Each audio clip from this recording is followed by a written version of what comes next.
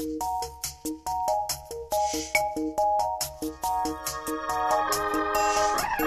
t'aime à la folie, je t'aime à la folie.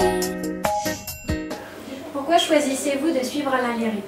Parce qu'il est apolitique, parce qu'il a beaucoup d'idées, parce qu'il faut qu'on ramène des commerçants sur Épernay, on n'a plus rien. Faire venir des entreprises, créer de l'emploi et puis voir sur l'économie aussi. Pour les jeunes, Pour les jeunes, parce qu'il y voilà. a beaucoup de jeunes qui Oui. traînent les rues, qui n'ont plus d'idées, qui n'ont plus rien, il nous faut, voilà, il faut ramener beaucoup d'idées sur Épernay. Il faut plein de choses, on a besoin de lui en fait. On a besoin de lui. Ouais. Épernay, pour les ouvriers, il n'y a plus rien. Il n'y a plus que pour l'avenue de Champagne, oui, elle est belle. Elle est belle, mais elle est superbe. Par contre, vous prenez les petites rues adjacentes, c'est des trous, c'est, voilà. Tout ça, c'est pas bon. Il nous faut ça, Alain. revoir. Il nous faut monsieur Alain Léry. Alain. Est-ce que vous pensez que M. Léry peut représenter un nouvel espoir pour la ville d'Épernay? À 100%. Ah oui, Pour quelle raison? pour améliorer les choses. Oui, pour ses Pour idées. ses pour son- idées, qu'on ait un appui, quoi. Parce qu'il est proche des gens, en fait. Oui. Alain. Ouais. Il est proche des gens, il n'est pas... on l'a dit tout à l'heure, il est apolitique.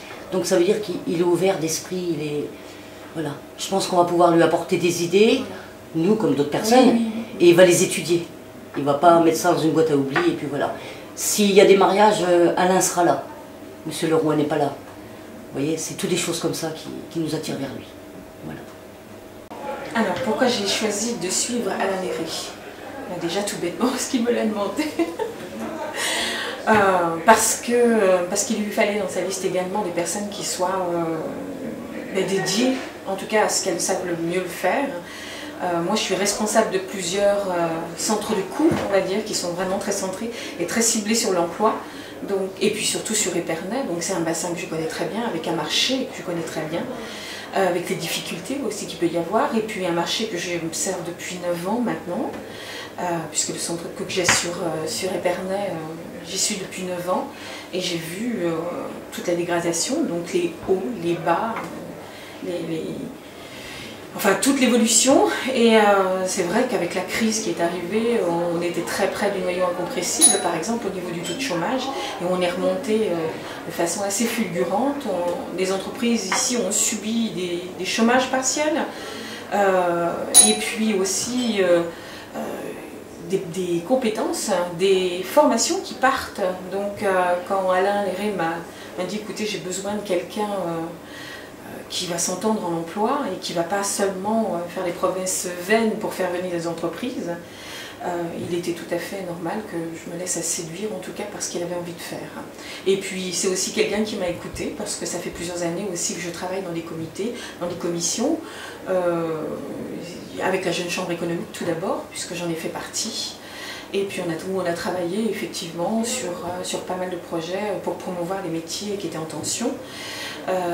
Mais également la Maison de l'Emploi, puisque j'ai travaillé avec eux, et puis sur pas mal de commissions, on va dire, dédiées à l'emploi,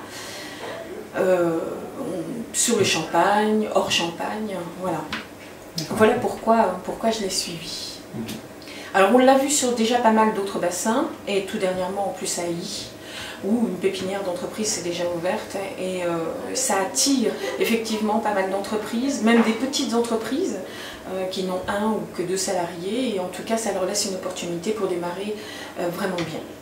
Parce qu'il est difficile de pouvoir monter maintenant une société, et ça laisse une opportunité aux plus jeunes ou aux reconversions de pouvoir s'installer. Donc oui, une pépinière d'entreprise, c'est indispensable, en tout cas pour offrir une chance aux personnes de pouvoir s'installer et de démarrer, en tout cas. Alors, en ce qui concerne la culture et le patrimoine, notre point principal, c'est la réouverture du musée du Champagne, musée archéologique, qui est le 2e musée de France après Saint-Germain-en-Laye, au point de vue de l'art gaulois.